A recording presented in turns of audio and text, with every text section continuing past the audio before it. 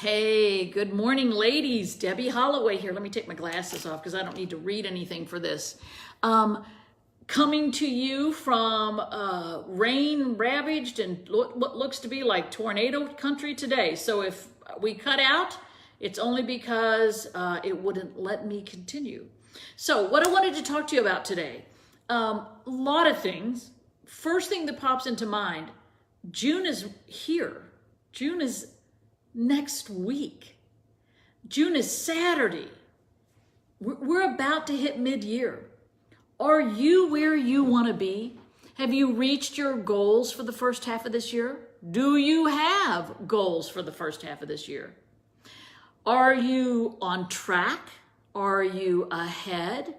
Or are you behind on your goals? I would love to, if you can, post here. Are you ahead, on track, or behind on your goals so far this year? Ahead, on track, or behind? I was reading a thing in the airport. I was stuck in the New York LaGuardia airport last night.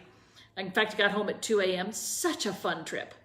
Stuck in the airport reading USA Today, and it talked about how 38% of the people out there buying homes are still paying more than list price to get them because we're still low on inventory. Hey, Marcia.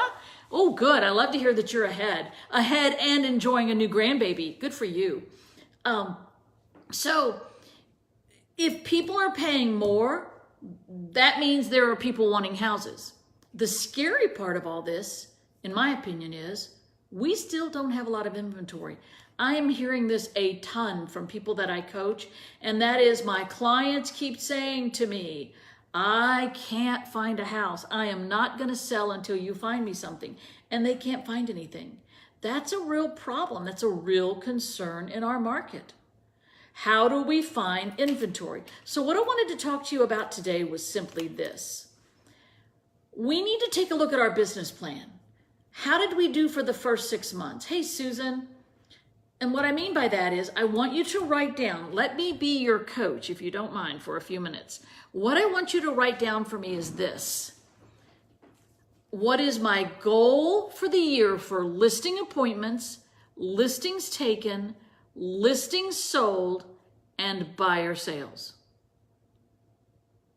Listing appointments, listings taken, listings sold, and buyer sales. Why, as your coach, do I want that? Well, it's really simple. If I know how many listing appointments you went on and how many listings you're taking, then I know your listing ratio. So as your coach, I would say to you, divide the listings taken into the listing appointments. Once I know that, I know that you need to be at 65% minimum listing appointments to listings taken.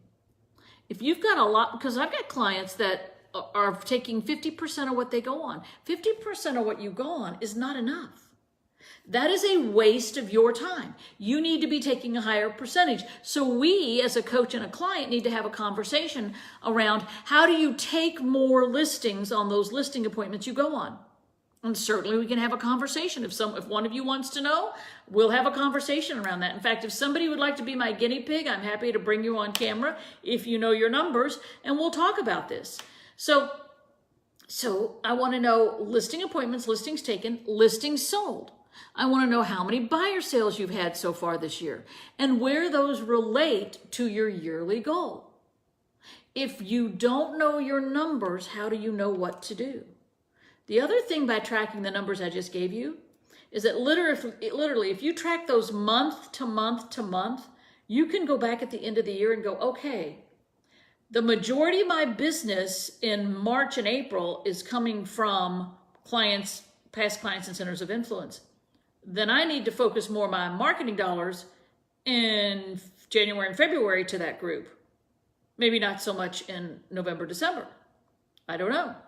Most of my online Zillow leads really seem to hit May and June. Well, then I might want to be upping my little profile there on Zillow. What else can I do? What can I be doing? What can I be vlogging, blogging? Do I have my YouTube channel up and running for people to see? Let's face it, we all check each other out online.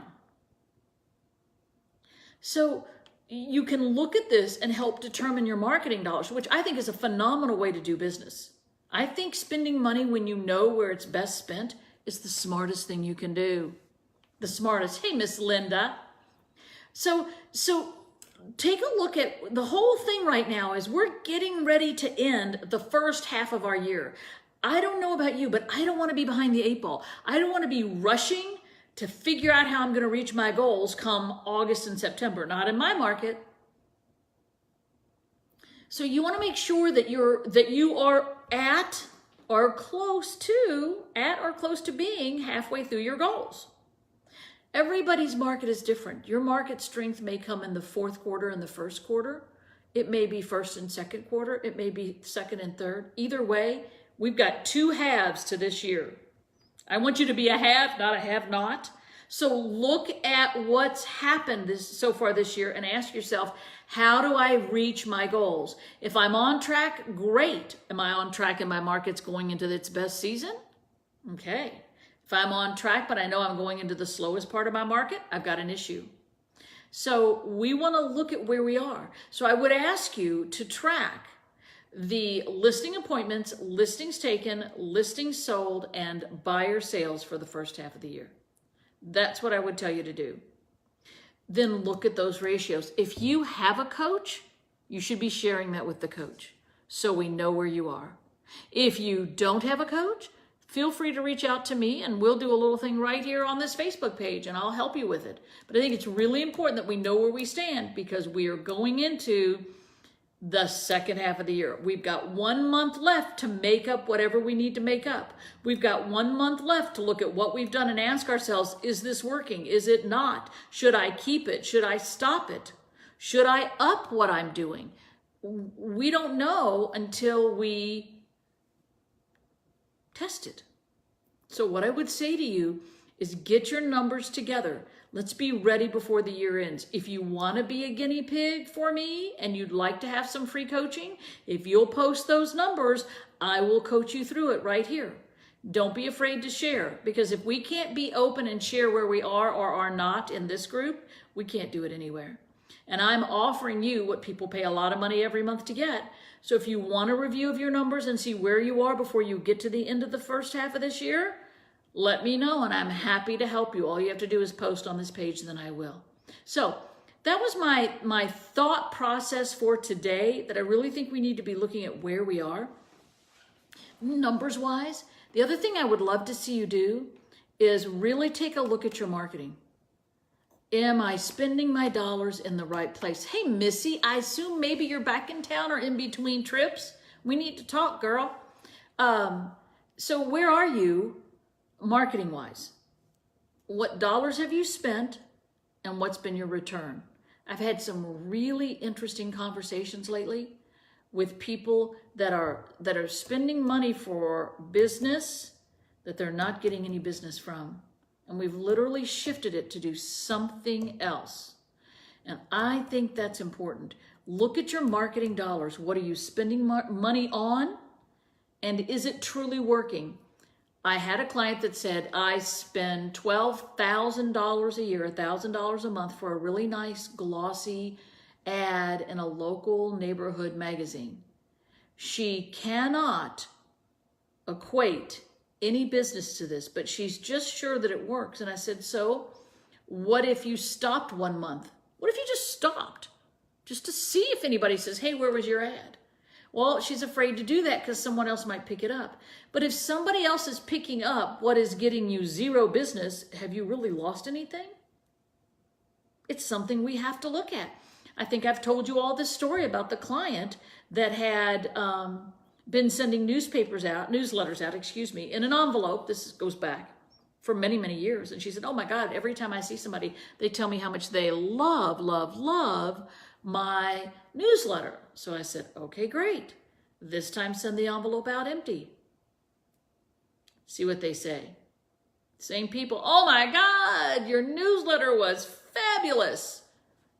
There was no newsletter in the envelope.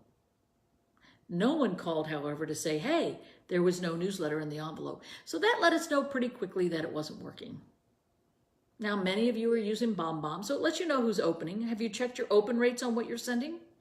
Maybe what you're sending has too much verbiage and not enough pictures. Maybe it's too much like what everyone else is sending. Do you need to change the verbiage up? I don't know. Just some suggestions as we go into completing the first half of our year. I want to see you look at your numbers, the 4 numbers I've mentioned. I want to see you look at your marketing. What am I spending? And is it actually working for me? And if you want some help for that, post here and I'll reach out to you and help you individually any way I can.